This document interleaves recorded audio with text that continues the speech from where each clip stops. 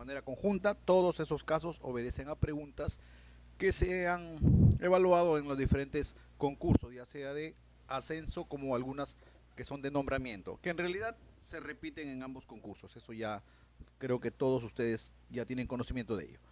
Vamos entonces a iniciar con este primer caso. Ahí lo tenemos. Vamos a dar lectura. A ver, dice, con el propósito de que los estudiantes, el propósito es que desarrollen su comprensión sobre las operaciones con números decimales, un docente les planteó un problema que consistía en determinar la cantidad de malla necesaria para cercar un corral de forma rectangular cuyos lados miden 12,43 y 6,5 metros. Un estudiante presenta la siguiente resolución. A ver, acá vemos la operación que hace el estudiante, ¿no? El corral tiene forma rectangular, este es el largo, este es el ancho, entonces ¿qué ha hecho el estudiante? Ha sumado 2 veces el largo, aquí lo podemos apreciar, este es el largo, y ha sumado también 2 veces el ancho. Pero podemos notar que la coma no tiene un orden, ¿no? La coma debería estar alineada de manera vertical, entonces lo he hecho así. De derecha a izquierda ha comenzado a ubicar los números. Bien, a ver, y como respuesta dice, se necesitarán 26,16 metros de malla metálica. Eso es lo que dice el estudiante.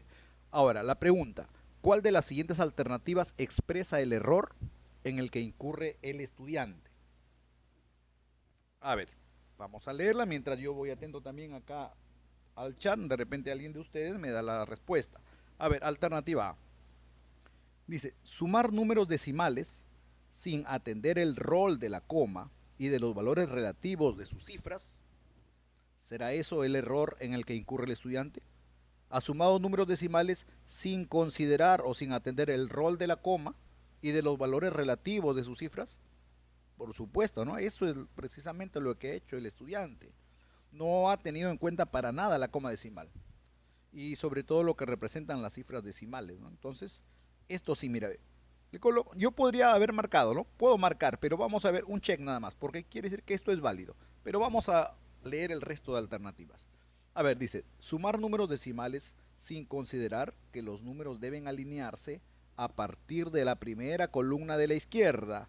A ver, ¿así se deben alinear? Deben alinearse a partir de la columna de la izquierda, de la primera columna, dice, ¿no? Esto no es correcto. Acá los ha alineado a partir de la columna de la derecha, ¿no? Todo lo contrario ha hecho, pero la alternativa B no es la correcta. A ver, C. Sumar números decimales sin tomar en cuenta que primero se colocan los números mayores y debajo de estos los menores. No, esto no es cierto. Ojo, que nosotros tenemos que evaluar lo que el estudiante ha hecho, ¿eh? No lo que debería hacer, ¿no? ¿Qué es lo que ha hecho? No ha considerado la coma. Entonces nos quedamos con la alternativa A. A ver, voy leyéndolos. Ya, seguimos entonces.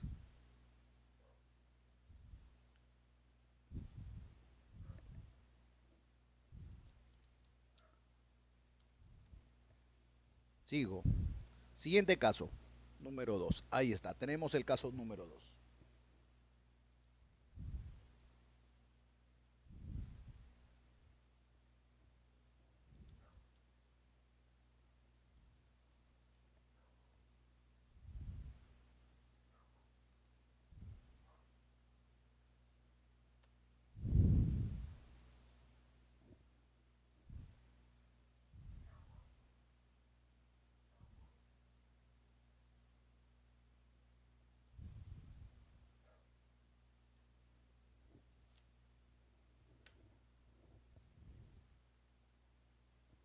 A ver, este caso 2 vamos a dar lectura. Dice, un docente propuso a los estudiantes un problema que involucra fracciones. A ver, les ha propuesto un problema que involucra fracciones. Luego de que lograron resolverlo, el docente busca promover la reflexión de los estudiantes sobre el proceso de resolución que siguieron. A ver, vamos a remarcar. Mira, dice que lograron resolverlo. El docente busca promover la reflexión de los estudiantes sobre el proceso de resolución que siguieron. Esto es, lo que busca en realidad o lo que pretende realizar el maestro, el docente, son actividades de metacognición, porque va a buscar la reflexión de los estudiantes sobre el proceso de resolución que han seguido. Pregunta, ¿cuál de las siguientes acciones es pertinente para el logro de este propósito? A ver, vamos a analizar cada una de las claves. Estoy atento maestro a sus respuestas, ¿ya? A ver, A, preguntar por lo que entendieron del enunciado, por los datos y por lo que se solicita en el problema. También, por si han resuelto un problema similar anteriormente. A ver, en este conjunto o en esta actividad planteada por el docente, ¿creen que se esté promoviendo la reflexión de los estudiantes sobre el proceso de resolución que han seguido? No, nada, ¿no? Para nada. Solo te pregunta si han entendido y los datos que solicita el problema. Y si es que has resuelto un problema similar. Entonces, esta actividad no es la más pertinente. A ver, ve. Presentar el proceso de resolución y la respuesta correcta en la pizarra para que verifiquen si la respuesta a la que llegaron es la correcta. Y, en caso que sea necesario, la corrijan. Esta propuesta que hace el docente en la alternativa B se aleja mucho más que la primera, porque lo que vas a hacer es presentarle la respuesta correcta, la resolución de todo el problema, y lo vas a poner en la pizarra para que verifiquen si lo han hecho bien o no. Y en caso de que hayan fallado, pues que corrijan. Esto no va a lograr para nada la reflexión sobre su proceso de resolución. A ver, entonces por descarte ya sabemos que es la C, pero vamos a leerlo para estar más convencidos. Dice, solicitar que reconozcan los procedimientos que emplearon al resolver el problema. Mira, pide que reconozcan los procedimientos que emplearon al resolver el problema y los obstáculos que enfrentaron. Luego, que analicen cómo lograron superarlos. Perfecto, encaja precisamente en lo que es en una actividad de metacognición. A ver, los voy leyendo, maestro, los voy leyendo, a ver.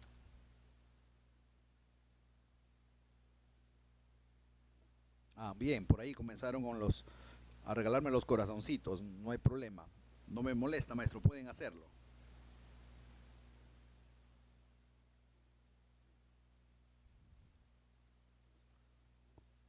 Siguiente caso, número 3. A ver.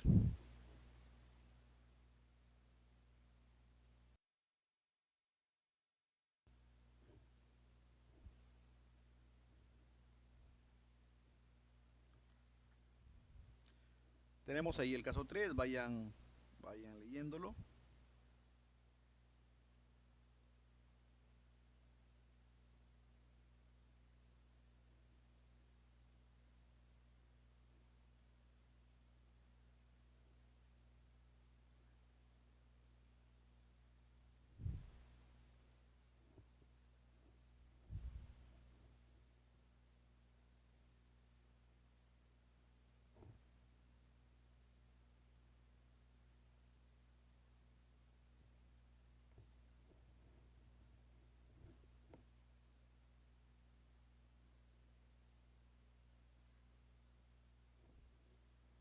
A ver, vamos a empezar. 3. Dice, durante una sesión de aprendizaje vinculada a la comprensión de los números primos en los números naturales, se produce el siguiente diálogo entre 4 estudiantes. A ver, voy a remarcar acá los estudiantes, ya Alberto, Marita, Florencia y Aurelio. A ver, ¿qué dicen ellos? Alberto dice, el número 5 es primo, porque 5 solo se puede dividir exactamente entre 1 y entre 5. Perfecto lo que dice Alberto. Marita dice, el número 13 también es primo, porque se puede dividir entre 1 y entre el mismo. Y no hay otro número entre el que se puede dividir exactamente. Bien dicho, Marita. Florencia dice, por su parte, el número 10 no es primo, ya que lo dividen exactamente 1, 2, 5 y 10. Mira, ve. Florencia dice que el 10 no es primo y te da todos los divisores del 10. Listo, van bien. Aurelio, el último de los compañeros, dice, hasta donde se, hasta donde se puede notar, ahora sí, hasta donde se puede notar, los números primos son impares. A ver, esto dice Aurelio, los números primos son impares, ya que los números pares tienen más de dos divisores. ¿Ya? A ver, ¿qué pregunta promovería la generación del conflicto cognitivo en Aurelio? A ver, los tres primeros compañeros han dado su versión, su opinión, su participación es correcta. Pero Aurelio sí comete un error, ¿no? Al asegurar que los primos son los impares. Y que los pares tienen más de dos divisores. O sea que los pares no pueden ser primos, pero sin embargo los impares sí. Es lo que dice. Entonces lo que se busca es que el docente pueda generar el conflicto cognitivo en Aurelio. A ver, ¿cuál pregunta sería la correcta? A ver, los voy leyendo, maestros.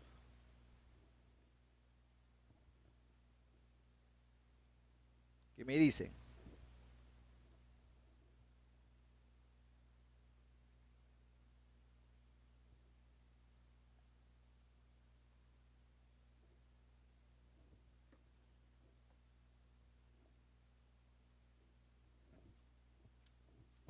A ver, vemos a ver la alternativa A, si es que es verdad. A ver, le preguntamos, ¿el número 6 es un número primo?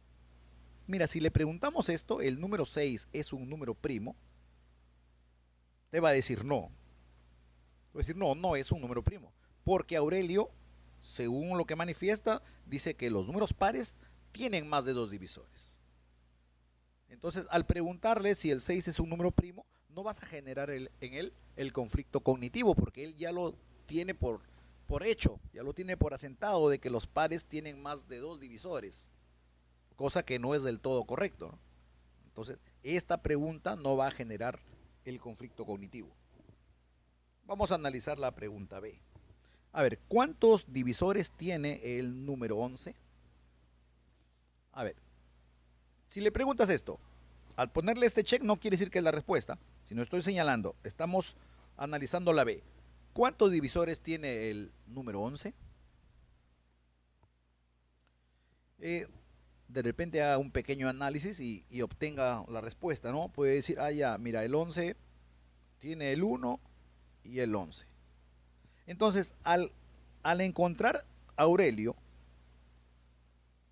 que el 11 tiene dos divisores, más bien esta pregunta estaría reforzando la hipótesis de él, porque Aurelio está manifestando que los primos son impares y el 11 es impar y justamente tiene dos divisores. Entonces, esta pregunta que hace el docente en la alternativa B, más bien refuerza la idea de Aurelio. Entonces, no es la respuesta o no es la pregunta adecuada para que genere el conflicto cognitivo. A ver, entonces la C. Ya sabemos que la respuesta correcta es la C. Pero, ¿por qué razón? A ver, vamos a leer. Dice, ¿entre qué números es divisible el número 2? Mira, le preguntas entre qué números es divisible el 2. Entonces, Aurelio va a analizar el 2 y va a decir, a ver, entre el 1 y el 2 nada más. Entonces aquí va a razonar y va a decir, a ver, solamente tiene dos divisores y es par. Y yo acabo de decir que los pares tienen más de dos divisores. Entonces, esta pregunta hace o genera en Aurelio, en el estudiante, un conflicto cognitivo. ¿Sí? Porque esta pregunta va a hacer que el estudiante tenga un conocimiento que se opone a lo que él está manifestando. ¿Ya? Él razona y se va a dar cuenta que no es correcto lo que acaba de manifestar. Bueno, estaba creo claro, pero igual estoy esperando la participación. Maestros, a ver qué me dicen ustedes. Pasamos al casito 4, ya siguiente caso.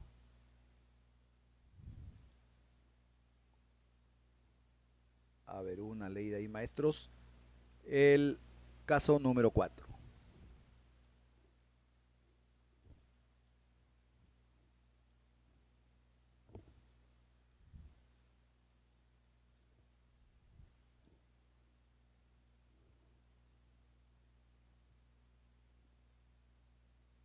Ah, bien, a ver. Lau me había dado respuesta, recién lo leo. Sí, sí, sí. Lo que pasa es que en mi teléfono también estoy aquí en el live y se ve pequeño, pues. Ya. Bien, bien, bien. A ver, no sé si el C me dice del... Ah, no, del 3 ha tenido que ser, ¿no? Vamos a ver, el 4. Avanzamos, avanzamos. Dice, durante una sesión de aprendizaje, una docente plantea a los estudiantes el siguiente problema. Vamos a leer. Marta depositó un capital de 5.000 soles a una cuenta de ahorros que paga el 1% mensual capitalizable trimestralmente. Ella acordó mantenerlo por el plazo de un año. Determina el monto total que recibirá Marta al finalizar dicho plazo. Este es el problema que presenta el docente. Ahora, la docente nota que algunos estudiantes tienen dificultad en la comprensión del problema. A ver, esto lo voy a remarcar. A ver, ¿qué pasa con los estudiantes? Tienen dificultades en la comprensión del problema. ¿Qué pregunta contribuye más a la comprensión del problema? Claro, lógicamente que si es que ha notado esta dificultad, las preguntas que va a hacer el docente tienen que contribuir a que comprendan, ¿no? A que superen esa dificultad. Ya, a ver, vamos bien. Las alternativas, a ver, alternativa A, ¿qué significa que se pague el 1% mensual capitalizable trimestralmente? A ver, ¿qué significa esto?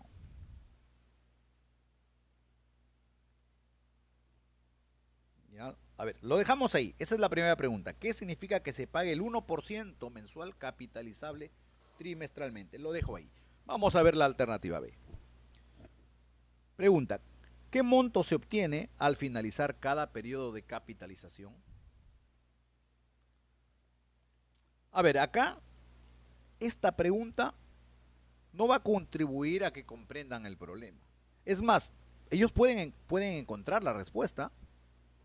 Si conocen la fórmula, van a reemplazar y van a poder encontrar la respuesta sin de repente tenerlo claro qué significa esta palabrita B, capitalizable. Y cuando hablo de qué significa, no me refiero a que conozcan el significado, sino a qué, qué entienden por la palabra capitalizable.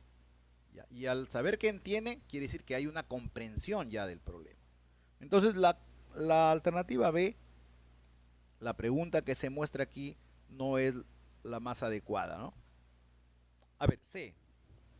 ¿Qué fórmula es pertinente para determinar el monto solicitado?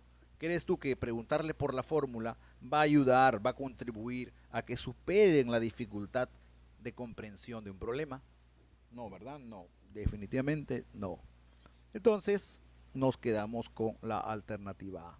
Y precisamente la pregunta esta vez, ¿qué significa que se paga el 1%?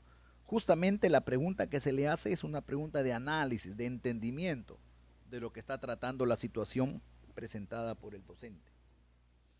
Entonces, creo que hasta aquí vamos bien. A ver, me lo hacen saber. Estoy atento a su participación. Bien, bien, bien, bien. Si me tocas la pantallita, te lo voy a agradecer bastante para que pueda llegar a más maestros a este live.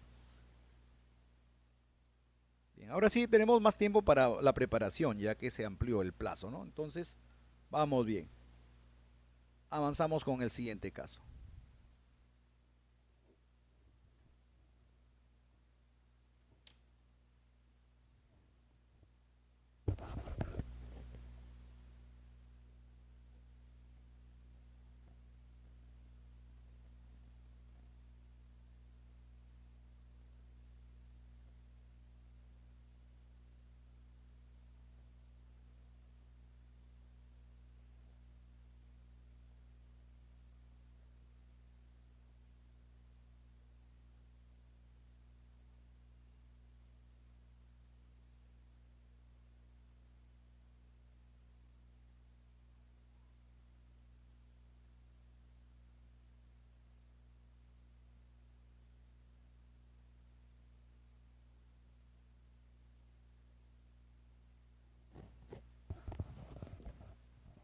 Ya, a ver, tiempo suficiente para que se haya leído el caso, ¿no? Un poco extenso, prolijo la pregunta, pero vamos a iniciar. A ver, 5. En una sesión de aprendizaje, un docente tiene como propósito promover la comprensión de las operaciones con fracciones. A ver, lo he resaltado y a la vez aquí lo marco. Promover la comprensión. Dice, para ello presentó el siguiente problema a los estudiantes y les pidió que justifiquen su resolución. Ojo, les pide que justifiquen su resolución. A ver, se tiene 1,25 metros de cinta. Ya, lo estoy leyendo como debe ser, ¿no? Se tiene 1,25 metros de cinta. Y se quiere partir en pedazos de 1/4 metro. Pregunta, ¿cuántos pedazos de cinta se obtendrán? Adriana, una estudiante, realizó el siguiente procedimiento para resolverlo. Aquí vamos a ver el procedimiento de Adriana. ¿Qué es lo que ha hecho? A ver, notamos que ella ha dividido, ¿no? Mira, ve, ha dividido la longitud de la cinta total entre el tamaño o la longitud de los pedazos que se quieren, ¿no? Primero, ¿qué es lo que he hecho? Ha convertido este número mixto en una fracción, 4 por 1 más 1, 5/4, ¿correcto? Y lo ha multiplicado por 4 sobre 1. O sea que aquí lo que ha hecho es la división, la convierte en multiplicación e invierte la fracción. Correcto. Multiplica arriba numeradores, 20, abajo denominadores, 4 y 5. El procedimiento está perfecto. Ahora, Adriana halló la respuesta, dice, pero no puede justificar por qué esta estrategia sirve para dividir fracciones. Pregunta, ¿cuál de las siguientes explicaciones, ojo, ahora lo que vamos a ver acá en las alternativas son explicaciones, ¿cuál de las siguientes explicaciones es más pertinente para contribuir a que Adriana comprenda la división de fracciones? ¿Ya? Con la explicación que le da el docente, lo que se consigue es que Adriana, o lo que se pretende conseguir es que Adriana comprenda la división.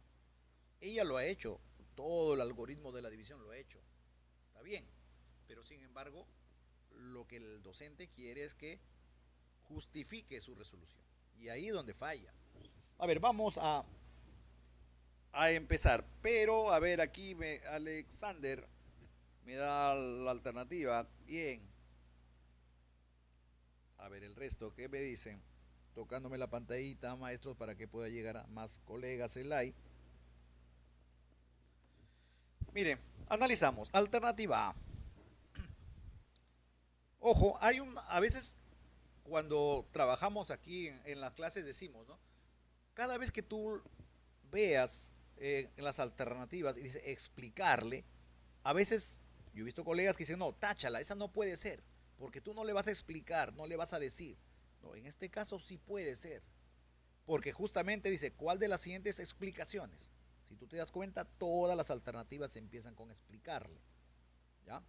Entonces tenemos que ver cuál es la explicación más pertinente. A ver, alternativa A. Explicarle que la resolución se corresponde con un procedimiento para dividir dos fracciones. Bien.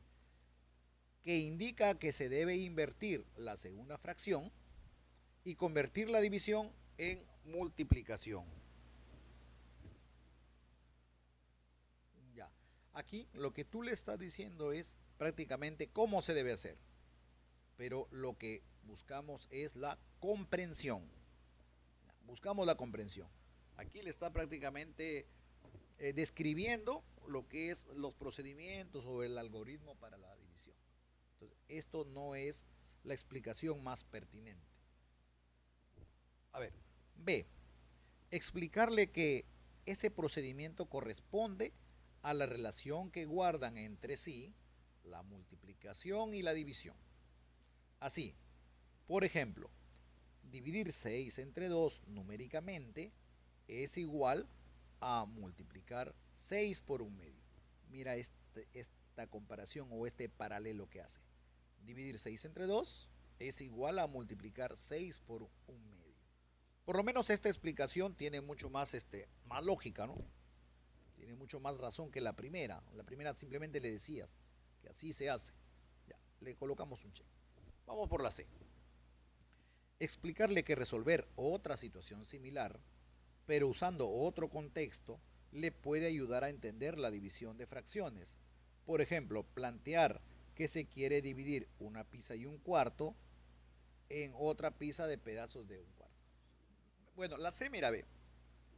La C nos está diciendo lo siguiente, ¿no? Mira, a ver, ¿quién es la estudiante? No, no tenemos. Adriana, ya. Mira, Adriana, si no entiendes este problemita que está con manzanas, a ver, ¿qué tal si lo hacemos con naranjas?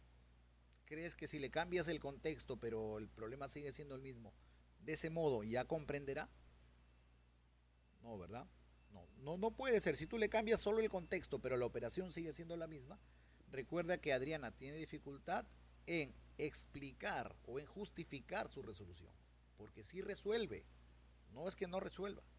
Entonces lo que ella necesita es la explicación precisamente de qué es lo que ha hecho, por qué la división la convirtió en multiplicación. ¿De acuerdo? Entonces, esto de cambiarle el contexto definitivamente no es. Nos quedamos con la alternativa B. Maestro, a ver, coméntenme, ¿cómo vamos? Bien, tocándome la pantallita, eso es bueno.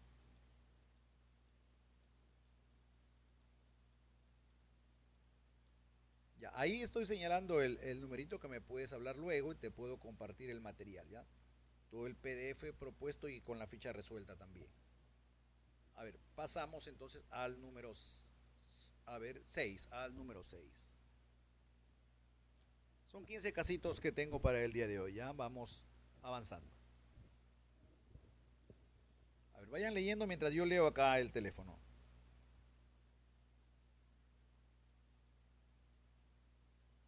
A ver, me dice profesor, enseña de manera presencial. Tendríamos que coincidir geográficamente para poder dictar presencial. Pero si me comenta o me pregunta acerca de lo que es el curso de preparación para ascenso virtual o personalizada, puede ser. Ahí está el numerito, me puede hablar.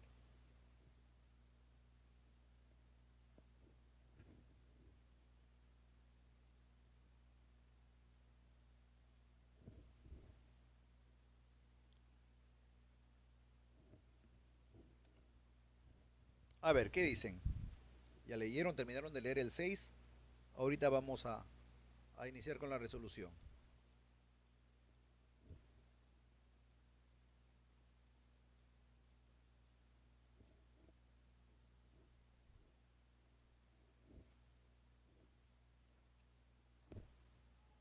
A ver, dice, durante una sesión de aprendizaje, una docente nota que un estudiante de primer grado considera que 0,12 metros es una longitud mayor que 0,2 metros. Luego de conversar con el estudiante, la docente identifica que su error se basa en comparar la parte decimal. Claro. A ver, ha comparado solamente la parte decimal, ¿no? Y en base a eso asume la respuesta que está dando. Dice, a ver, repito acá, la docente, la docente identifica que su error se basa en comparar la parte decimal como si fueran números naturales. Es decir, considera que 0,12 es mayor que 0,2 porque 12 es mayor que 2. ¿Sí? Nos hemos dado cuenta desde que lo hemos leído. Ante esto, la docente decide promover la reflexión del estudiante. Esto tenemos que tenerlo claro. ¿Qué es lo que pretende hacer la docente? Promover la reflexión del estudiante. Ya. Y desarrolla las siguientes acciones pedagógicas. Vamos a leer qué acciones realiza la docente. Dice, preguntarle, en un número decimal, ¿qué representa la primera y segunda cifra a la derecha de la coma decimal? Siguiente pregunta, ¿cuántas centésimas hay en una décima? Bueno, 10. Luego pedirle que, utilizando el material base 10, represente 0,12 y 0,2. Después preguntarle cuántas centésimas hay en total en 0,12 y en 0,2. Finalmente preguntarle, 0,12 metros es mayor que 0,2 metros. Ya, se entendió. ¿Cuál es la actividad que realiza la docente? primer lugar le dice que represente estos dos decimales en su base 10. Y luego le va a preguntar cuántas centésimas tiene cada uno de estos dos números decimales. Y por último, después de haber respondido el estudiante, los hace comparar, ¿no? Los compara y le dice, entonces 0,12 metros es mayor. ¿Y por qué? Mira, porque mira, ve, el 0,12 representa 12 centésimas. ¿Ya? En cambio acá el 0,2 es 20 centésimas. ¿De acuerdo? Entonces el 0,2 es mayor. Y esto el estudiante lo va a descubrir cuando haya representado estos números decimales en la base 10. Listo. Ahora, ¿cuál de las siguientes razones explica mejor la pertinencia de la retroalimentación brindada por la docente? Ojo, no hay que salirnos de lo que pide ahí. Voy a repetir, ¿cuál de las siguientes razones, de las alternativas, explica mejor la pertinencia de la retroalimentación brindada por la docente? A ver.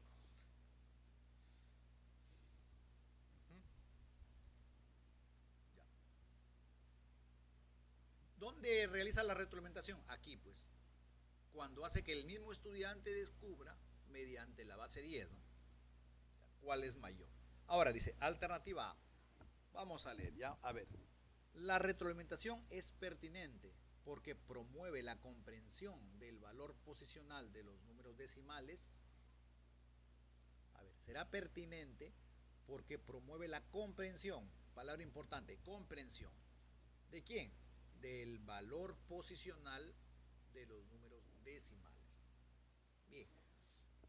¿Tiene mucho? Sí, tiene bastante. Es más, esta puede ser la alternativa. Es una candidata fuerte a que sea la alternativa. ¿Ya? Porque lo que trata de hacer el docente es que comprenda que tú no puedes guiarte como si fueran números naturales, el 12 y el 2, y comparar esto. No. Tienes que entender, de acuerdo al valor posicional, cuando son décimos, cuando son centésimos, cuando son milésimos. Ese es el valor posicional. Ya, vamos a ver, alternativa B. La retroalimentación es pertinente porque promueve el manejo de los números decimales en un contexto intramatemático. A ver, ¿será cierto esto? La retroalimentación que está haciendo el docente justamente se justifica con esta alternativa B porque promueve el manejo de los números decimales en un contexto intramatemático. No es verdad. No es lo que se está haciendo aquí. Lo que está haciendo es que los estudiantes logren entender cuántas centésimas hay en un décimo. Por ahí lo dice, ¿ve? Acá la pregunta, ¿cuántas centésimas hay en una décima? Y por eso es que refuerza la alternativa A, ¿no? Está tomando mayor fuerza. A ver, voy leyéndolos aquí, a ver.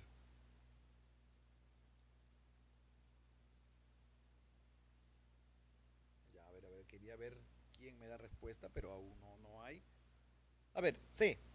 La retroalimentación es pertinente porque promueve el uso de material concreto, como el material base 10, para representar números decimales. O sea, el hecho de que esté usando el material base 10 ya hace suficiente que la retroalimentación sea pertinente. ¿Qué creen ustedes? ¿El hecho de que use el base de 10 ya su retroalimentación es pertinente? No. El material concreto es importante, de hecho que es importantísimo, pero tiene que estar acompañado del propósito, no el propósito del docente, sino el propósito de lo que quiere hacer para retroalimentar. Mira, las preguntas están pero excelentes. Las preguntas van a obedecer a lo que el docente quiere que razone el estudiante. Entonces, solamente porque es material concreto, no es suficiente. ¿Sí? La alternativa A es la correcta, porque promueve la comprensión. Esto es, comprensión. Bien, entonces, docentes, hasta aquí creo que vamos bien, me hacen saber. Coméntenme.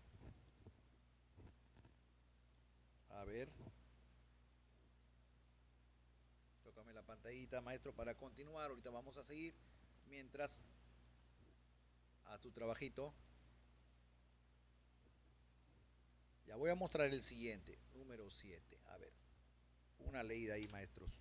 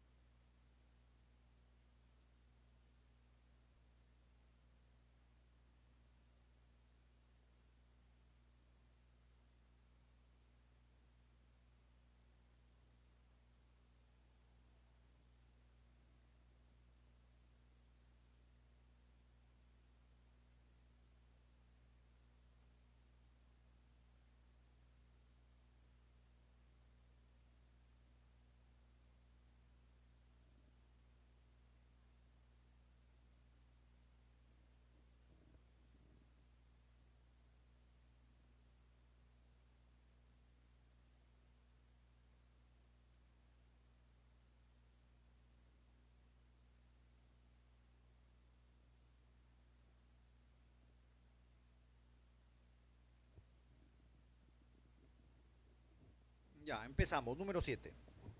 Estaba mirando si hay algunas respuestas, pero al parecer están con una participación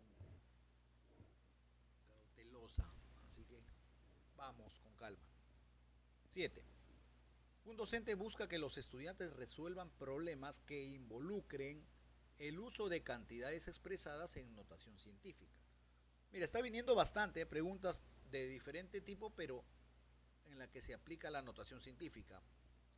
Para ello les propuso el siguiente problema.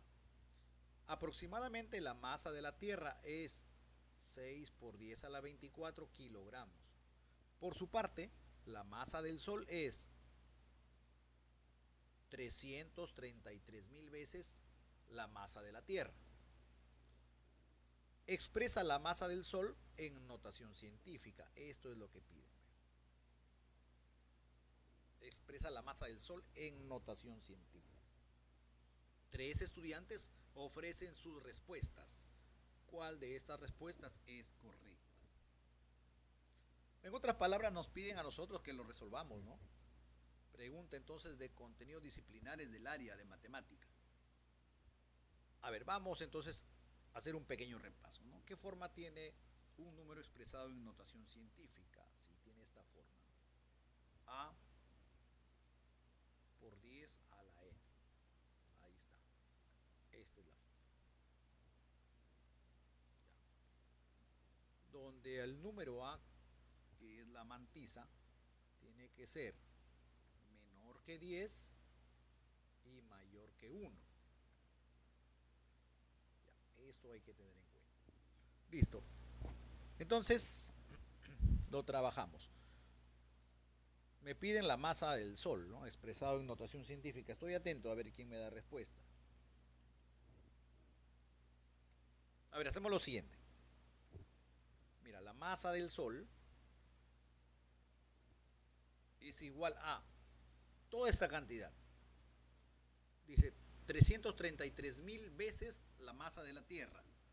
A ver, esta expresión ya, lo voy a escribir así, mira. A ver. 3,33 por 10.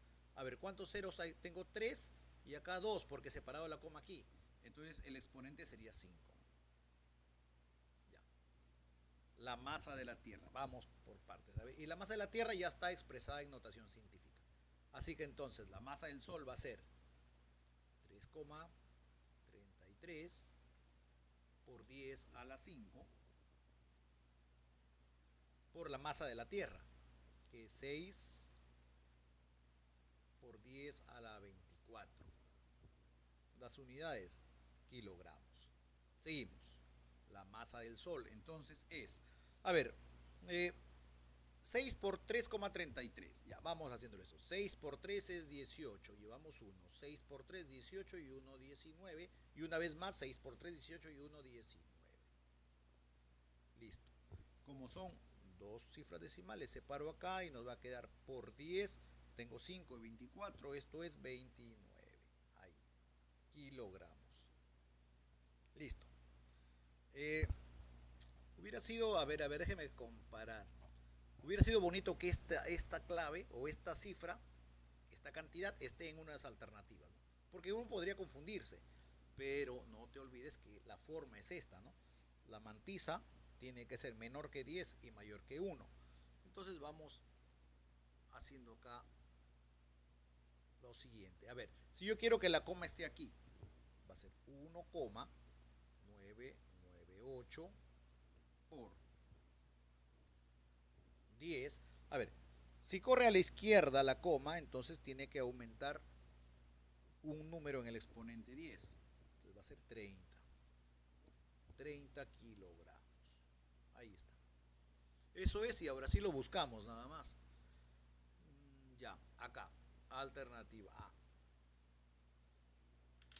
Eso es. Simple, no, así nomás. Eso es lo que ha pedido. Creo que esa pregunta se ha repetido en ascenso y nombramiento. A ver, seguimos avanzando. das la clave o me toca la pantallita, maestro? La cosa es que no te quedes dormido. Sí, vamos a continuar con el siguiente ya. Vamos a ver, continúa entonces el caso número 8.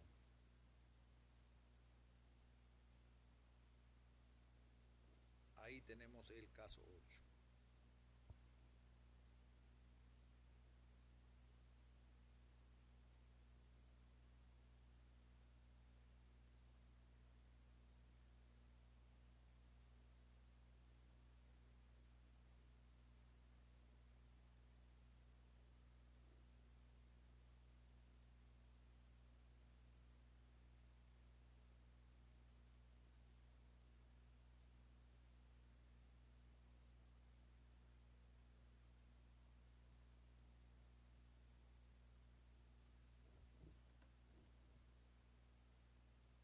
A ver, vayan leyendo, maestros, léanlo y si pueden darme respuesta,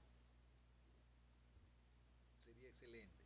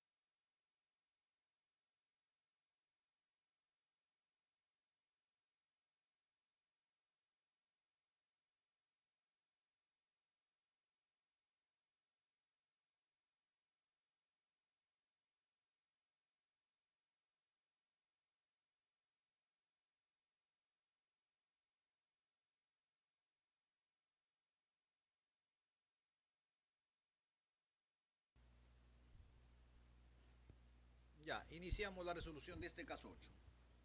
A ver, un docente propone la siguiente situación a los estudiantes de primer grado.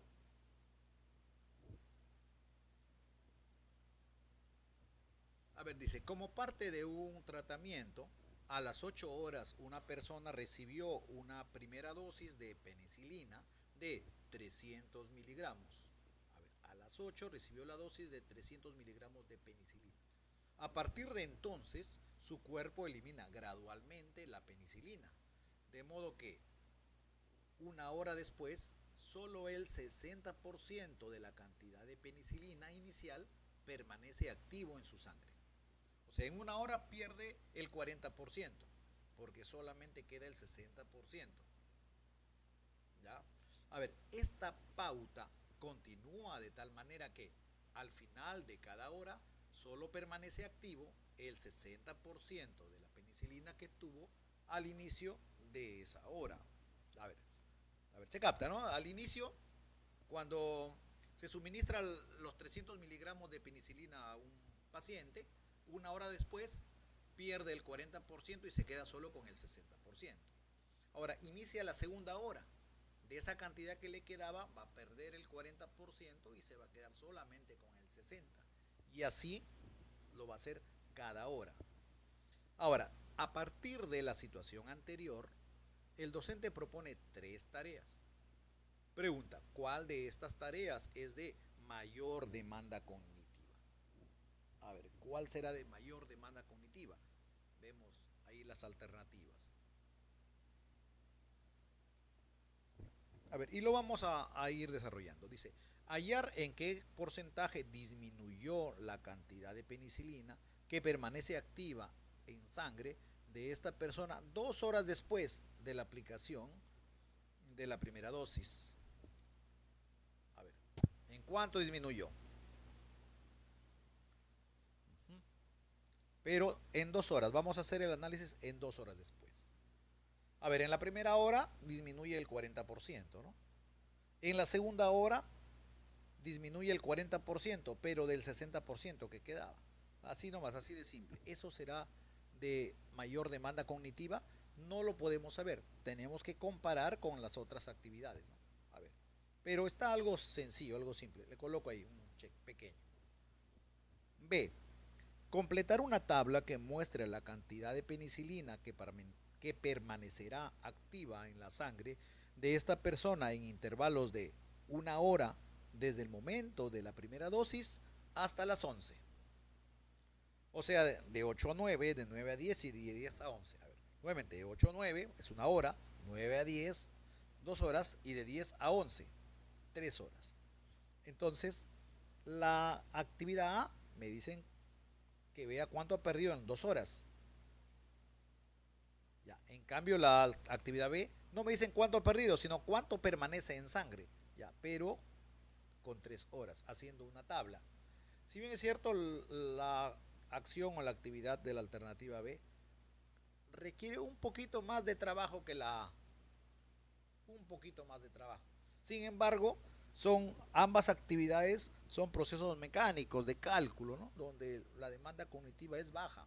Mientras una actividad solamente sea de desarrollo, algo mecánico, la demanda cognitiva va a ser menor o baja.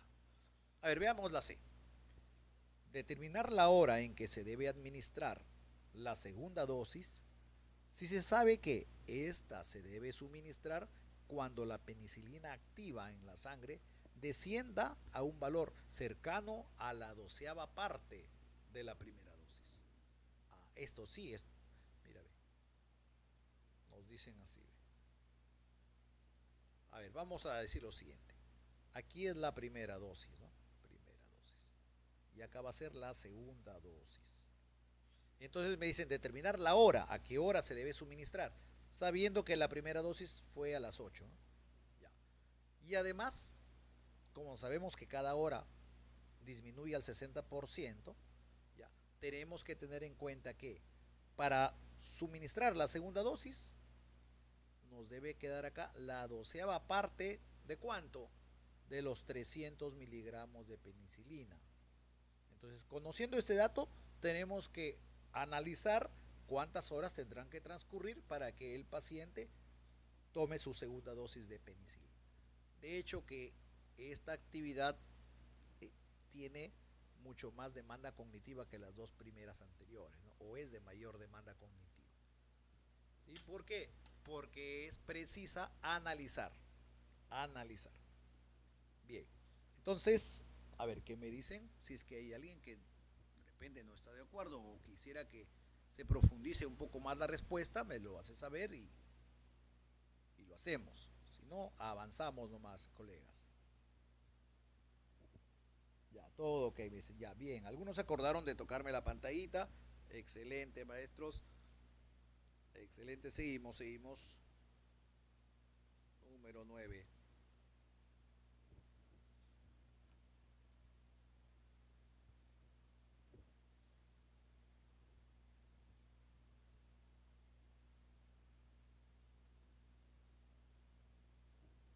A ver, ahí estoy presentando el caso número 9. A ver, en una sesión de aprendizaje, un docente propuso a los estudiantes el siguiente problema. Una bióloga estudia el incremento de un borrego. Ya, a ver, no, ya, crecimiento. He leído mal, por eso no lo entendía, por eso me detuve. Dice, una bióloga estudia el crecimiento, ya, crecimiento de un borrego. Al inicio de su investigación, la masa del animal fue de 40 kilogramos en el primer mes. El borrego aumentó su masa en 20% en el segundo mes. También aumentó en un 20% en relación con el mes anterior. Ya, respecto a su masa inicial. Pregunta, ¿cuál es el crecimiento porcentual que ha alcanzado el borrego en los primeros meses de estudio? A ver, nos dicen que el borrego para iniciar tenía una masa de 40 kilogramos, pero cada mes aumenta su peso en 20%. ¿Ya? En realidad habla de masa, no habla de peso, ¿no? Pero nosotros estamos, la mayoría, ¿no? Familiarizados con decir peso. ¿No? Estamos hablando de la masa, ¿no? El peso ya es el producto de la masa por la gravedad, pero se entiende. Dice, 3 estudiantes explicaron el procedimiento que desarrollaron. Pregunta, ¿quién explicó un procedimiento correcto? A ver, vamos a ver quiénes son estos chicos que están participando. Gustavo, Cristóbal y Miguel. A ver, ¿qué dice Gustavo? En el primer mes, el aumento fue del 20% de la masa del borrego, al igual que en el segundo mes, que también aumentó en 20%.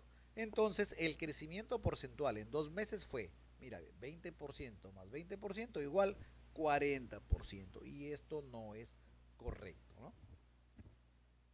No es correcto, porque en el segundo mes ya es el 20% del acumulado, que sería del 120%. Pero bueno, ya sabemos nosotros esto, así que descartamos. Gustavo no tiene razón. Cristóbal, el 20% de 40 es equivalente a la quinta parte de 40, es decir, 8. Luego, dice, luego la masa del borrego es 48.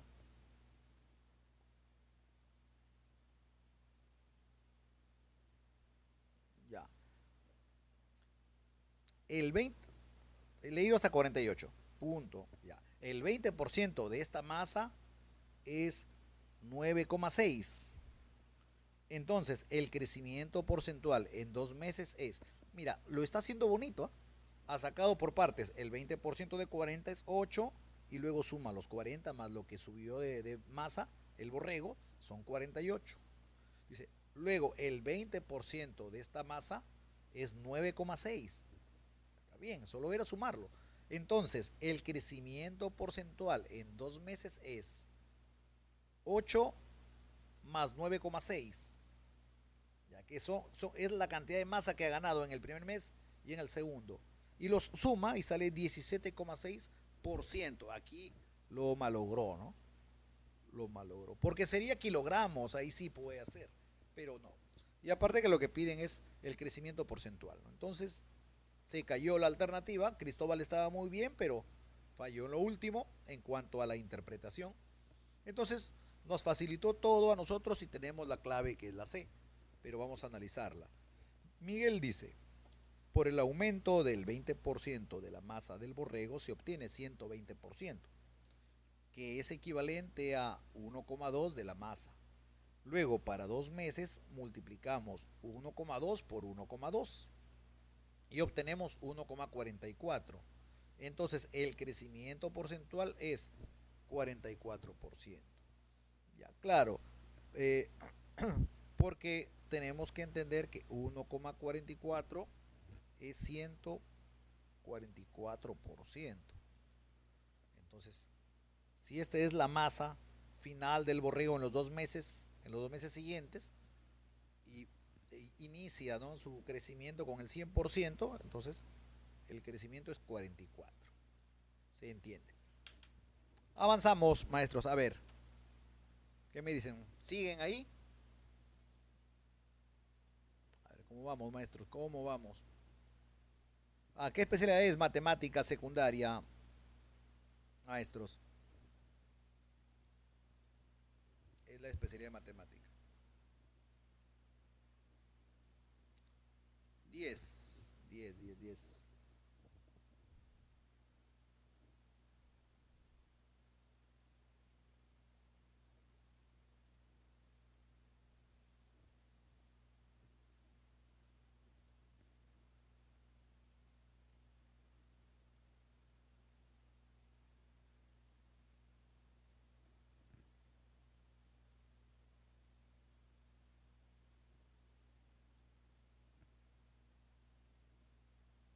Ya, sí, todo el material se le puede compartir. Miren, se comunican conmigo ahí, donde estoy indicando. Ahí está. Terminando, pues, terminando el live, ya les comparto si quieren el material y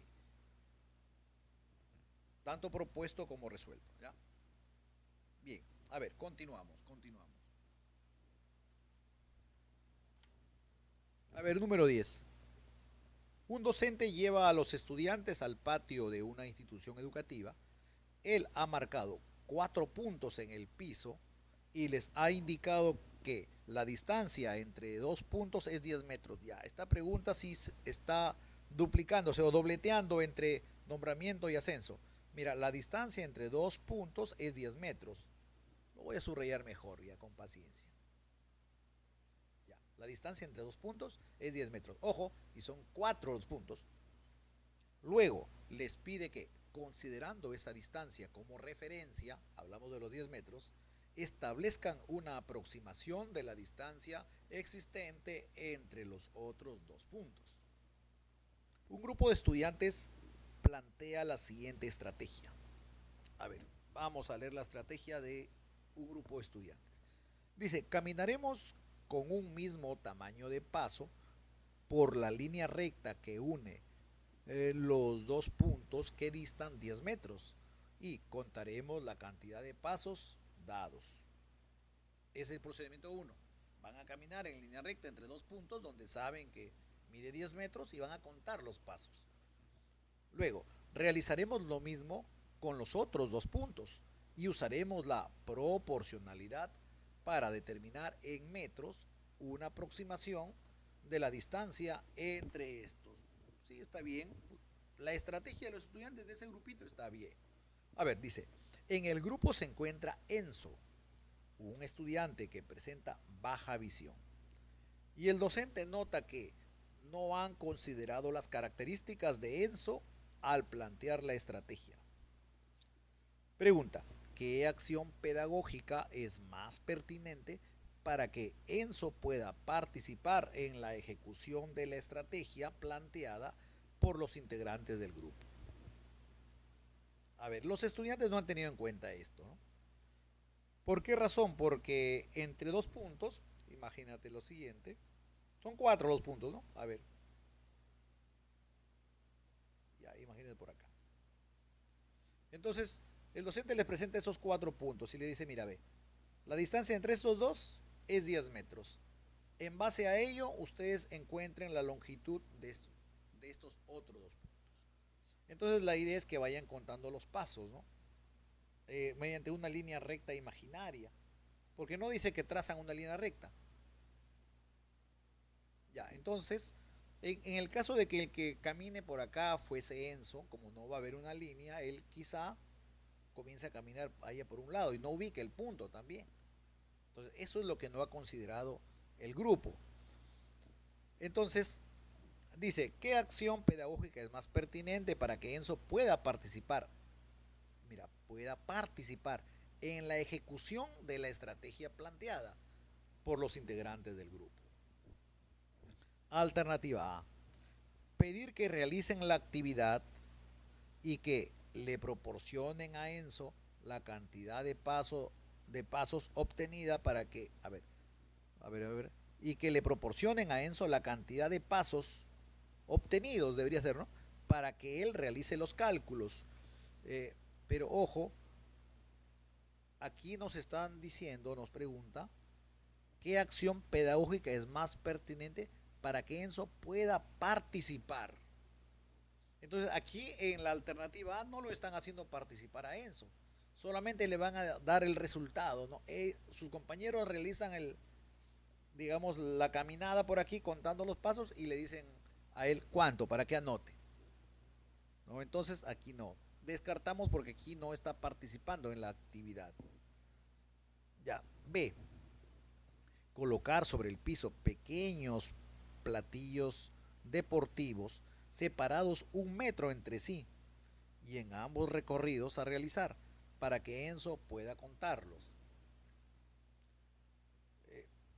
Mira, podría ser siempre y cuando no se sepa que los platillos están separados 1 metro entre sí. Porque si es que ya le ponen los platillos y le dices que están separados 1 metro, cualquiera de los estudiantes, incluido Renzo, porque los platillos son amplios, de color vistoso, mayormente color naranja, y podía contarlos. Enzo podría contar, ¿no? Cuenta cuántos platillos, cuenta cuántos espacios generan esos platillos, y como es 1 metro cada uno, va a sacar la distancia. Entonces, esta actividad, por lo menos, no es la más correcta, ¿ya? Porque le estaría facilitando todo a Enzo. Él, si quiere que participe en la estrategia que su grupo ha planteado.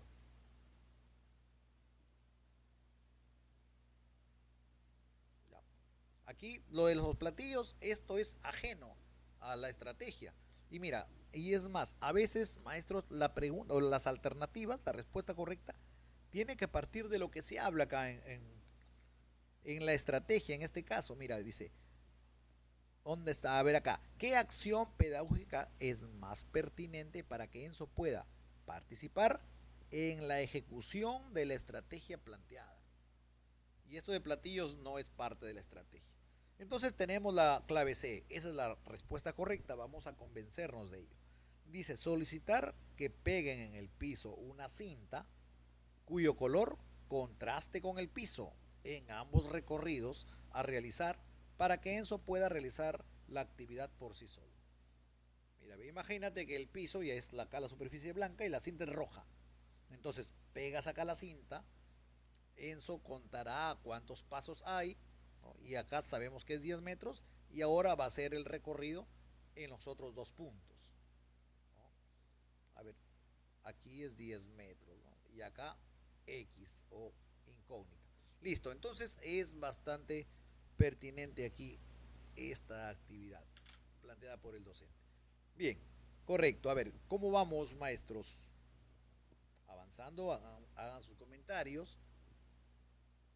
Pasamos a la actividad 11, pero quiero saber que ustedes están despiertos, siguiéndome. Ahí está mi numerito. A ver, me dice, maestro, por favor, comparte las preguntas y su solución. Sí, en este PDF que estoy resolviendo, así en alta calidad se los puedo compartir. Ahí les estoy indicándome. Ahí hay un índice. Así es, maestra Rocío. Ya, seguimos nosotros desarrollando. Número 11.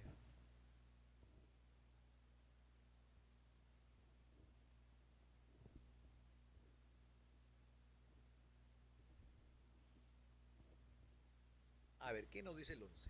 En una sesión de aprendizaje, los estudiantes resuelven problemas vinculados a la divisibilidad. Resuelven problemas vinculados a la divisibilidad de números naturales. Uno de los problemas es el siguiente. A ver, determinen un número que cumpla con las siguientes condiciones. A ver, vamos a ver. Que tenga 6 divisores en total. Que no sea divisible por 3. Mira, la palabra no, con negrito y subrayado, como para que no lo pases por alto. Que no sea divisible por 3. Y además, que no sea divisible por 4. En ambos casos, el no. Cuando en el examen las preguntas vengan con negrita, subrayado, entonces hay que prestar atención ahí. ¿Ya? A ver, dice, 3 estudiantes dieron sus respuestas. ¿Quién dio una respuesta correcta? Recuerda, nos piden que encontremos o determinemos un número que cumpla con las siguientes condiciones. Que tenga 6 divisores, que no sea divisible por 3 y además que no sea divisible por 4. A ver, vamos probando pues. A ver, 98 es divisible por 3, 9 más 8, 17. No es por 3. Divisible por 4, tampoco. Entonces cumple. No es divisible ni por 3 ni por 4. Ahora dirás, profesor, pero falta saber si tiene 6 divisores. Ya, lo evaluamos luego. Vamos primero por lo más simple. A ver, Roberta dijo, profesor, el número podría ser 82. Ah, vamos a ver. 8 más 2, 10. No es divisible por 3. 82 no es divisible por 4. Porque la mitad de 82 es 41 y 41 ya no tiene mitad. Entonces cumple con los dos últimos requisitos o condiciones. No es divisible ni por 3 ni por 4. A ver, vamos a ver lo que dice su lema. Pienso que el número podría ser 76. Pero 76, a ver, 76 es divisible por 3, la suma es 13, no es divisible por 3. Por 4, sí es divisible por 4. A ver, 4 por 19 es 76. ¿Ya? Entonces, es divisible por 4. Entonces, esta alternativa C no puede ser. ¿Por qué? Porque sí es divisible por 4 y necesitamos que no lo sea. Entonces descarto. Está entre la A y la B. ¿Qué nos hace falta evaluar? ¿Cuál de ellos tiene 6 divisores? Entonces vamos a trabajar con el 98.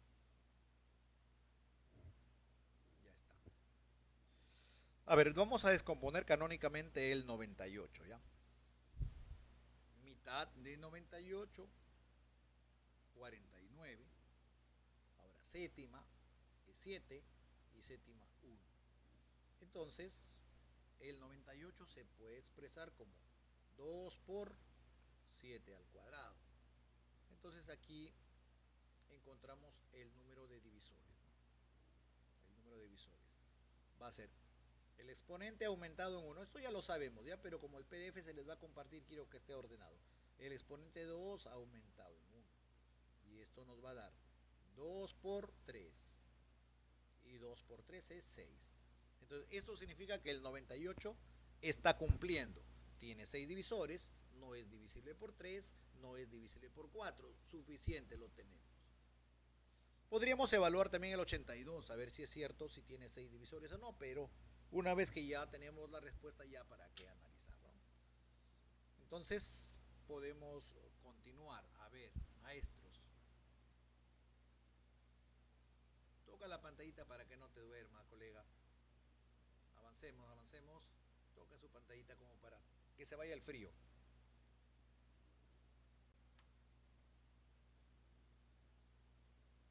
A ver, número 12. Número 12. Bien, bien, bien.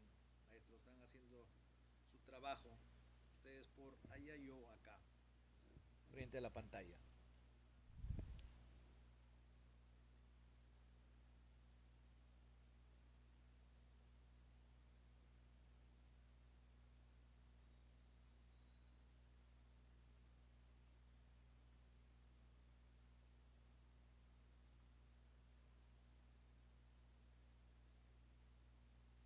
Ya, bien, vamos a seguir, vamos a seguir. 12. En una sesión de aprendizaje, el docente pide a los estudiantes que compartan los procedimientos que siguieron al resolver un grupo de problemas que involucran números enteros. Al respecto, 3 estudiantes comparten sus procedimientos. ¿Quién expresa un procedimiento correcto? Recuerda que los procedimientos son de problemas que han resuelto acerca de números enteros, ¿ya? A ver, dice Elvira. Primero voy a subrayar a ver los que están participando, ¿ya? Elvira, Gabriela y Luz. Ahí está. Elvira dice, en cierto día de invierno en una región del país, a las 3 a.m., la temperatura fue de menos 1 grado Celsius y a las 6 a.m. fue de menos 7 grados Celsius. Por lo tanto, la temperatura entre dichas horas varió 8 grados Celsius. A ver, ¿qué dicen? ¿Tiene razón Elvira o no? Ojo, Elvira está narrando lo que ellos han trabajado, lo que ha trabajado su grupo, ¿no? En cuanto al desarrollo de problemas. Pero la pregunta es, ¿quién expresa un procedimiento correcto? Aquí no, pues, porque de menos 1 grado que era a las 3 a.m. y luego a las 6 a.m. la temperatura ha bajado de menos 1 hasta el menos 7. Ha bajado 6 grados Celsius, ¿no? Entonces no es correcto. A ver, le voy a colocar aquí, a ver, ha habido una variación de temperatura igual a 6 grados Celsius. Entonces no es correcto. B. Gabriela dice, la cultura chavín fue descubierta en el año 1919 y su desarrollo se dio entre los años 1200 a.C. a 400 a.C. aproximadamente. Entonces, para su descubrimiento pasaron, a ver, vamos a analizar la operación que hace Gabriela. Dice 1919, que fue el año que se descubrió la cultura chavín, menos 400. Ya, entonces aquí los ha restado. A ver, ¿será correcto esto o no? No, esto no es correcto, ¿no? No es correcto. ¿Dónde falla? Acá, de repente, no debió restar, sino sumar. ¿Ya? O, en todo caso, haberlo planteado así, ¿no? 1919, año de descubrimiento, menos, está bien, menos, pero el año 400 antes de Cristo se representa como negativo, ¿no? ¿Qué hubiera dado la suma? Pues aquí hay un cero de más, ¿no? Me di cuenta. Mira, escrito 19.000.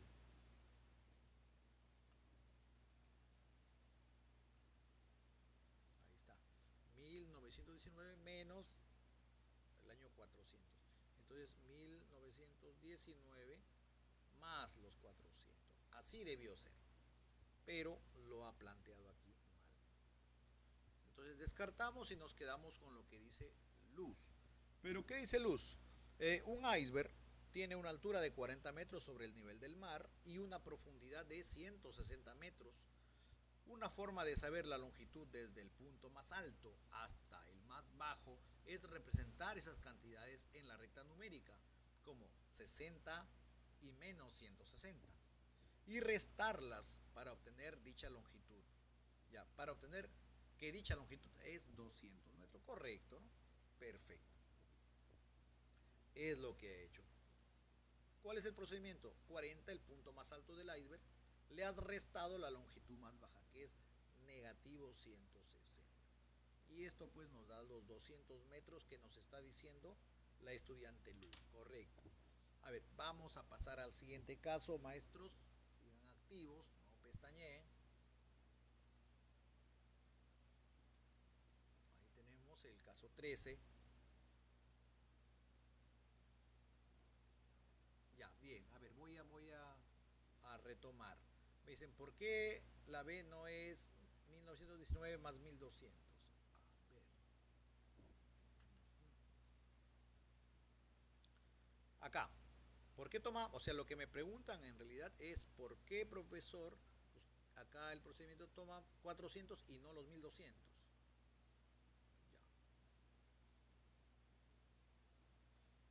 Ya. A ver, ¿por qué? Porque, escúchame bien, la cultura chavín más o menos aproximadamente se ha desarrollado entre los años 1200 antes de Cristo, ¿ya?, hasta 400 antes de Cristo. Cuando dice hasta, quiere decir que en el año 400 antes de Cristo ya dejó de, digamos, de tener auge o de existir la cultura chavín, por decirlo de alguna forma, ¿ya?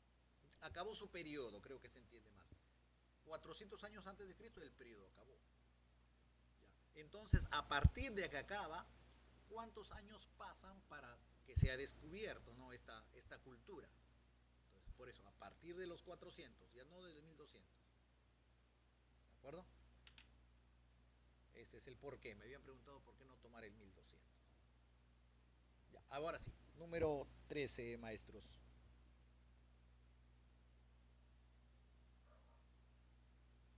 Ya, correcto, no se preocupe. Siempre, más bien le agradezco que participe. Es bueno porque si no, ya pues, pareciera que estoy solo. Solamente cuando me dan los corazoncitos me doy cuenta que están ahí. A ver, tócame en la pantallita mientras leemos el enunciado 13, ¿ya?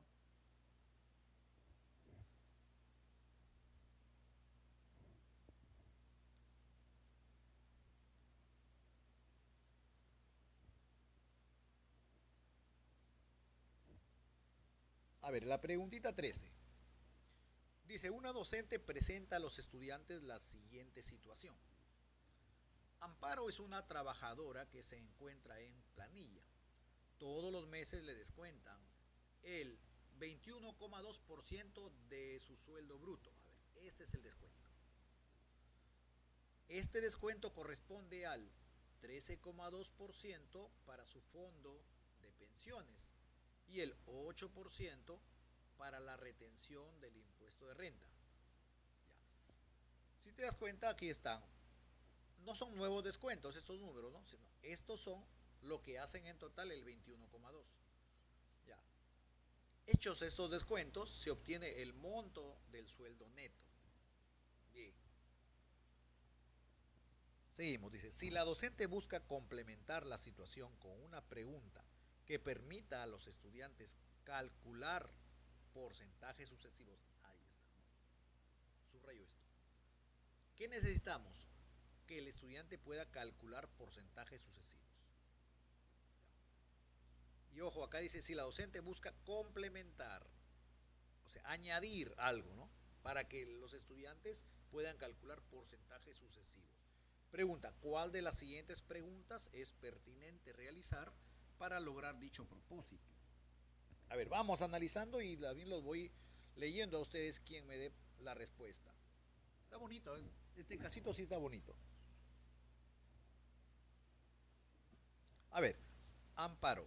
No, no leí, sí. A ver, si Amparo tuviese un sueldo bruto de 4.500 soles mensuales, pregunta, ¿cuántos soles son destinados al impuesto de la renta? A ver, al impuesto de la renta, ¿cuántos son? 8%, ¿no?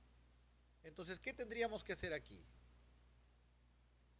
El 8% de los 4.500. Hago esta operación y obtengo cuánto va destinado al impuesto de la renta. Ahora, la pregunta es, ¿esto será porcentajes sucesivos? No, no tiene nada que ver este casito, ¿no? O sea, no es. Porque recuerda que la docente busca complementar la situación con una pregunta. Entonces, esta pregunta no es la correcta.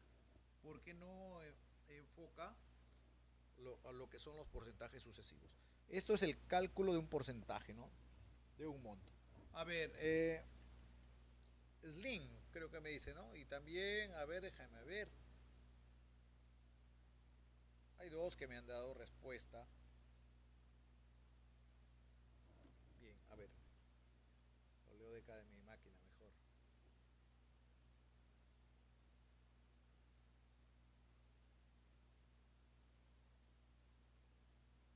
Ah, cuenta random. Ahí está, bien, cuenta random. Mira, ve. Dice, si luego de estos descuentos se obtiene que el sueldo neto de Amparo es 3.500 soles, ¿cuánto es el sueldo bruto de Amparo? A ver, ¿cómo haríamos esto? Al sueldo bruto se le descuenta el 21,2. Y ahora me dicen que el sueldo neto es 3.500. ¿Ya? Sueldo neto es 3.500 soles. Pregunta, ¿cuánto es el sueldo bruto de Amparo? Ya está. Entonces, ¿qué es lo que vamos a hacer? ¿Cómo saberlo? Simple. Si le descuentas al sueldo bruto del 21,8, ¿cuánto va a quedar? La diferencia.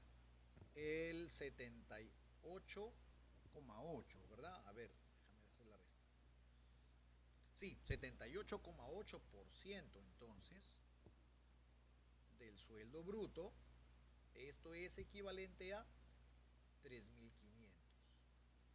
Este es el planteamiento. El 78,8% del sueldo bruto es equivalente a 3.500, o sea, al sueldo neto. Yo despejo aquí y obtengo el sueldo bruto. La pregunta es, ¿acá hay porcentajes sucesivos? No hay. Entonces lo tengo aquí, por descarte nomás la sé, y es lo que me habían dicho. Bien, pero vamos a sustentarlo, a justificarlo. ¿Por qué? Dice, si el sueldo bruto de Amparo fuese 4.000 soles, ¿ya? Y ella decide ahorrar el 10% de su sueldo neto, ¿cuánto dinero le quedaría cada mes? ¿Cuánto le queda cada mes? Ya. Ella va a ahorrar, dice, ahorrar el 10%, ¿no? Entonces vamos a decir, a ella le va a quedar el 10%, ¿de quién? Del sueldo neto. ¿Y el sueldo neto quién va a ser? A ver, si el sueldo bruto ya. ¿Y el sueldo neto quién va a ser? El 78,8% de 4.000. A ver, ¿por qué? Porque esta expresión es el sueldo neto, o sea, la cantidad contable que recibe en su mano Amparo, correcto. Pero ella, ¿cuánto ahorra? Ahorra el 10%. ¿Cuánto dinero le quedaría cada mes? Claro, lo que está ahorrando, pues le quedaría el 10% de esto. O de repente la pregunta es, no, profesor, pero ¿cuánto dinero le quedaría? Quiere decir, lo que ahorra no lo toca. O sea, le quedaría para gastar. Bueno, es interpretación. Si es así, si lo interpretas así, entonces no sería el 10, sino acá sería el 90. Depende cómo tú lo interpretas, le quedaría, ¿no? ¿Cuánto dinero le quedaría? Ah, le quedaría para gastar. Ah, ya, le quedan 90. No, profesor, gasta todo y ¿cuánto le queda? Le queda lo que ahorra, sería el 10. En cualquiera de los casos, se está planteando descuento, perdón, porcentajes sucesivos. Ahí está. Creo que más que claro. Avanzamos, avanzamos maestros, muy bien. Están participando algunos, el resto, tócame la pantallita para motivarme. 14. 14. Y penúltimo caso también. A ver, 9:30 ya. 9:30. Seguimos. Dice, con el propósito de afianzar la comprensión de la recta, una docente plantea a los estudiantes de cuarto grado la siguiente situación. El plano de una localidad será representado en un plano cartesiano. Dos de sus calles más concurridas, Los Héroes y Los Olivos, serán representadas mediante líneas rectas. En el plano, la calle Los Héroes será representada por la recta. A ver, voy a hacer esto, a ver, a ver. Para eso tengo los colores. A ver, la calle Los Héroes será representada por esta línea recta, o por la recta y igual a x más 2. Listo. La otra calle, Los Olivos, dice. A su vez, la calle Los Olivos pasa por el punto 4,0 y será perpendicular a la calle Los Héroes. Perpendicular. Estas dos calles son perpendiculares. Listo. A partir de la situación, la docente les propondrá 3 tareas. Pregunta, ¿cuál de ellas es de mayor demanda cognitiva? A ver, estas dos, en todo el caso o en la situación habla solamente de 2 calles que se representan en línea recta. Ahora dice que Los Olivos, la calle Los Olivos, será perpendicular a la calle Los Héroes. Pero de la calle Los Héroes nos dan su ecuación, y igual a x más 2. Esta es la ecuación de la recta, con pendiente 1, ¿no? Entonces, como son perpendiculares, yo diré, la calle Los Olivos tiene una pendiente igual a negativo 1, ¿no? Listo. Ahora, vamos a ver, me piden cuál tarea es de mayor demanda cognitiva. A ver, una ley de ahí, maestros.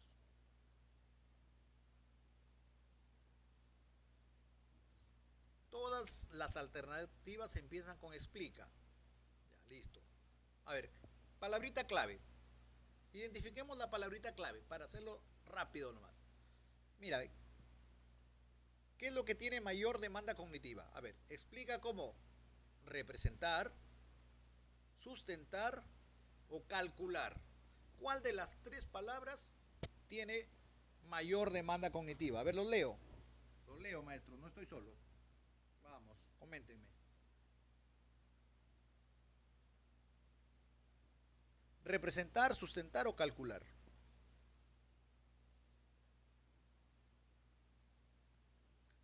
Claro, muy bien. Calcular. Ay, no, sustentar. Sí, algunos estoy leyendo. Claro. Sustentar, claro. Calcular no va a ser. Calcular va a ser la que tenga menor demanda cognitiva. O la demanda cognitiva más baja va a ser el cálculo. La representación va a tener, digamos, un puntito más que solo calcular. Porque primero calculas, luego representas. Pero en cambio el sustentar tiene una demanda cognitiva mayor. Porque implica calcular, representar y después expresar, ¿no? O fundamentar lo que has hecho. Entonces creo que ya no hay necesidad más de ahondar aquí, solamente por las palabras claves, decimos que es sustentar. ¿Ya? A veces, maestros, como docentes del área matemática, queremos nosotros desarrollar, ¿no? Algunos he visto que hasta hacen su gráfico, porque me dicen, profesor, yo en mi examen no puedo, es imposible el tiempo, porque mientras estoy trazando, ubicando, y hacemos todo el procedimiento que en realidad no es necesario. Mire, hay que conocer palabras clave nada más para llegar a la respuesta, sin perder mucho tiempo. A ver, avanzamos, maestros, al caso número 15, la última pregunta también. esto estamos concluyendo también la clase de hoy. Gracias a los que me están regalando los corazoncitos, muy bien, serían todos, sería excelente. A ver, ya saben, los que quieren el material se comunican. Ahí estoy indicando, mira ese índice derecho, me hablan luego. Y no se olviden de seguirme, pues no hay algunos que están acá pero no me están siguiendo, háganlo para que no se pierdan los likes y el material que periódicamente estoy compartiendo. Ya, a ver, avanzamos. Caso 15.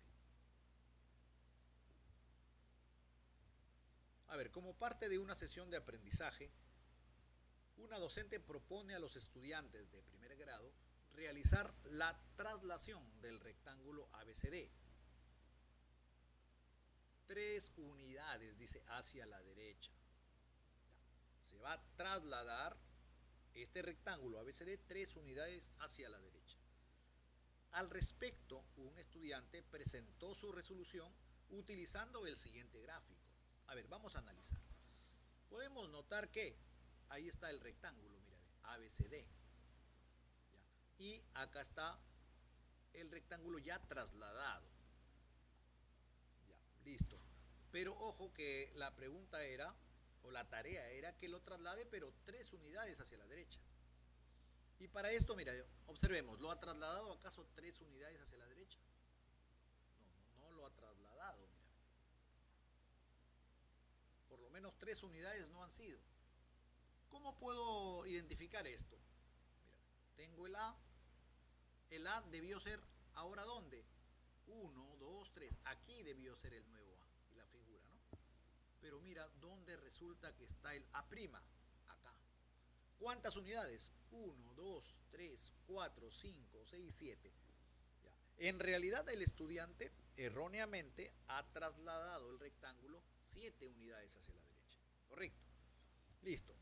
¿Cuál de los siguientes grupos de preguntas es más pertinente para retroalimentar al estudiante sobre el error en el que incurrió? Esto es. A ver, vamos a ver. ¿Cuál es el rectángulo en la posición original? Ya te va a responder, ¿no?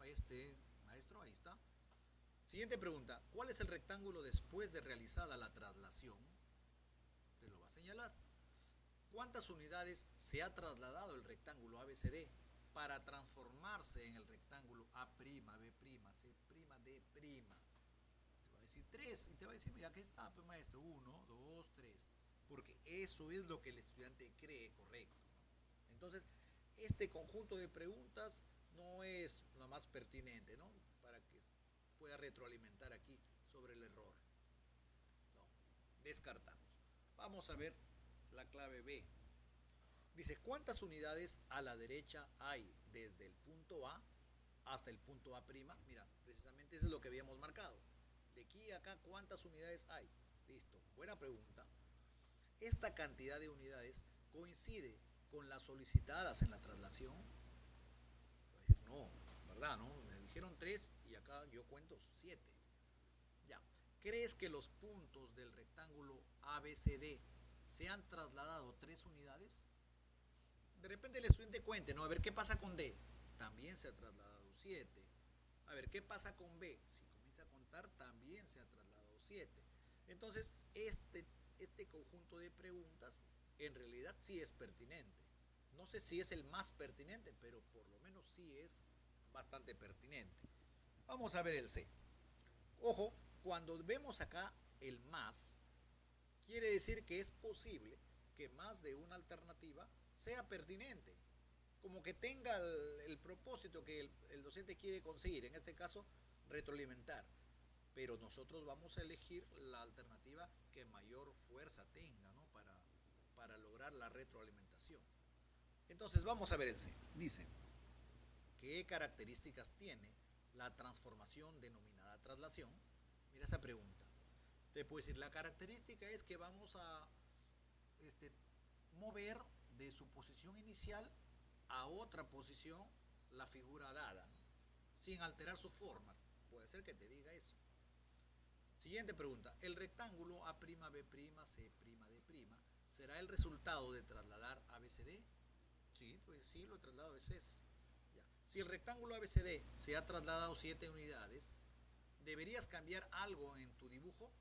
Mira, acá tú dices, si el rectángulo se ha trasladado 7 unidades, ya le dijiste cuánto se ha trasladado.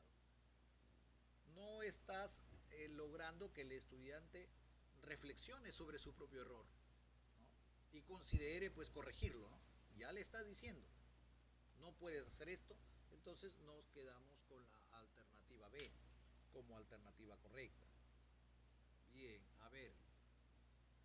Bien, maestros, con esto estamos concluyendo el día de hoy, la clase con algunos maestros que participan conmigo. He creído conveniente realizarlo por este medio para compartir con la mayoría de colegas. Yo me despido, será hasta la próxima, posiblemente el sábado, maestro.